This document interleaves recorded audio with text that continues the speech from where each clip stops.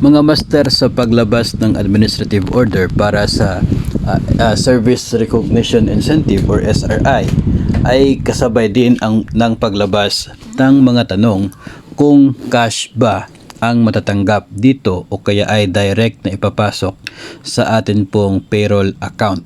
So ang sagot po dyan mga master ay nakadepende po yon sa iba't ibang ahensya ng gobyerno. Kapag ang inyo pong agency ay wala pong ilalabas na memorandum tungkol po doon as to paano, ang sagot po dyan ay direct sa payroll account. No? Kapag ang agency naman ay maglalabas ng memorandum at sinasabi na cash yung kanilang ibibigay sa mga empleyado, then cash din ang matatanggap. Now, sa part ng DepEd, last year kasi nangyari dyan ay naglabas ng memorandum ang DepEd na cash ang ibibigay sa mga empleyado na may SRI. Kaya last year po ay cash yung pinamigay, hindi pumasok sa payroll account.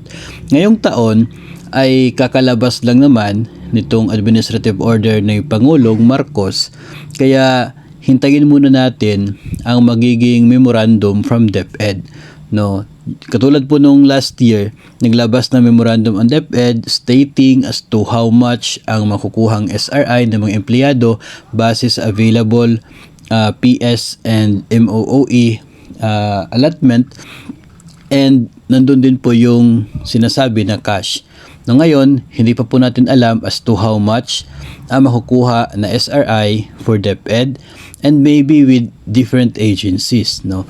Pwedeng hindi pa po nila alam kasi nga ngayon ay December 12. No? So ang sinasabi po kasi doon sa guidelines ay yung mga natitirang pera for this year na hindi po magagastos. No? So maybe baka may mga gastusin pa dyan ang inyo pong division office, ang inyo pong agency, and babayaran muna nila yan. So yung matitira, yun lamang yung pwedeng gamitin for SRI. Kaya hindi pa po natin masasagot sa ngayon kung cash ba itong makukuha natin for DepEd o kaya ay direct sa ating payroll account.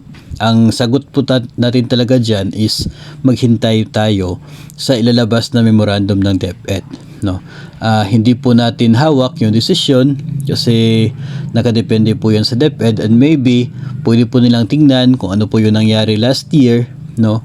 Na pwedeng maging pros and cons kapag mag-release ng cash based po sa nangyari last year na pwede maging basis nila sa magiging decision for this year.